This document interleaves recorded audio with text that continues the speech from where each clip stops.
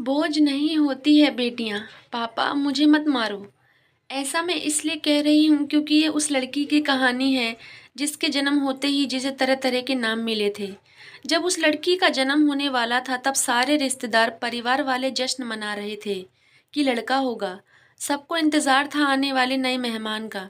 जैसे ही उस बच्चे का जन्म हुआ तो सबका जश्न एक साथ रुक गया और सबकी नज़रें डॉक्टर पर थी कि वह बेटे होने की खुशखबरी देंगे या बेटी।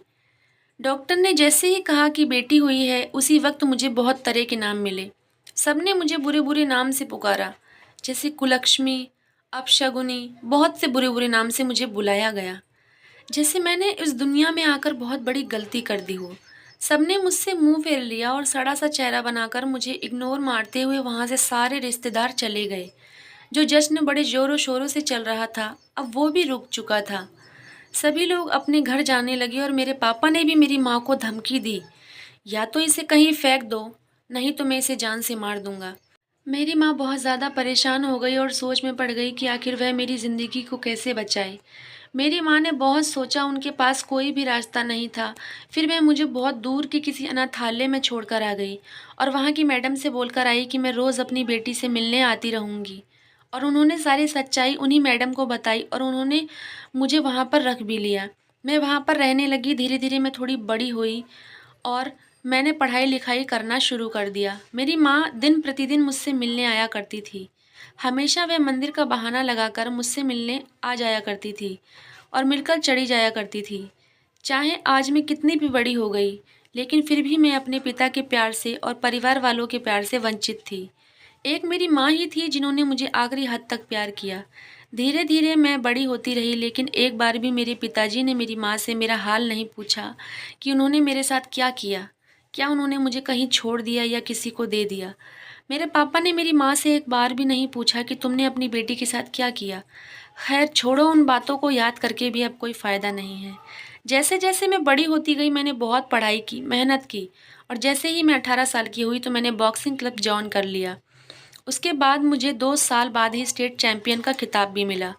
धीरे धीरे मैं और आगे बढ़ती रही और एक पाकिस्तान के लड़के के साथ मेरा नेशनल मैच था। वहाँ पर भी मुझे ट्रॉफ़ी मिली, लेकिन उससे पहले मुझे कुछ इंटरव्यू में बुलाया गया। इंटरव्यू में जाने से पहले मेरी माँ का फ़ोन आया था और उन्होंने कहा था कि बेटी, चाहे जो भी हो जाए, अपने परिवार वालों की बुराई मत करना।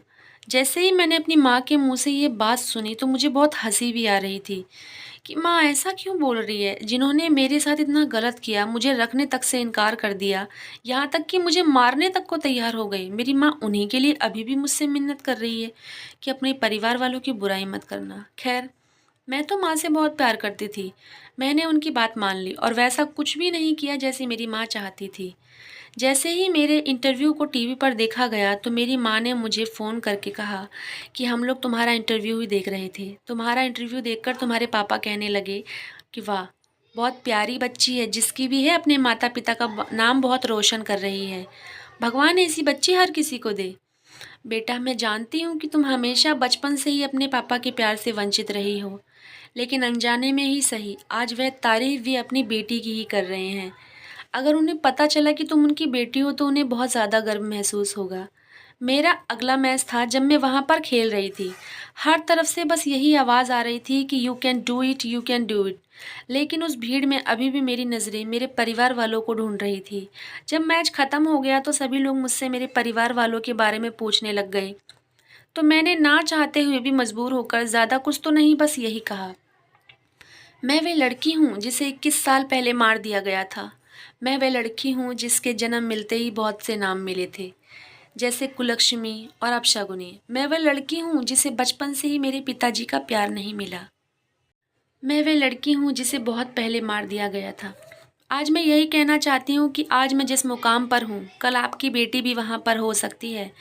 बेटियाँ बेटों से कम नहीं होती, उन्हें ज़रूरत है तो आपके साथ की, प्यार की और सपोर्ट की। और आखिर में बस यही कहूँगी कि बोझ नहीं होती है बेटियाँ, बोझ नहीं होती है बेटियाँ। तभी भीड़ में से दौड़कर कुछ लोग मेरे पास आए और उनमें से एक आदमी ने मुझसे कहा कि ये मेरी बेटी है, इसने मुझे पिता होने का हक दिया है।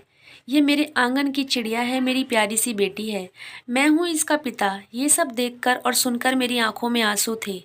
मेरी माँ भी वहीं खड़ी थी। मैं हैरान थी कि कल तक मैं सिर्फ एक लड़की थी और आज मैं एक बेटी हूँ, किसी के आंगन की चिड़िया हूँ। लेकिन फिर भी मैं पुरानी सारी पिछली बातों को भूल गई और मैंने फिर से अपने परिवार वालों के साथ एक नई ज़िंदगी की शुरुआत की। तो दोस्तों, क्या मैंने सही किया? आप लोग कमेंट में ज़रूर बताएं।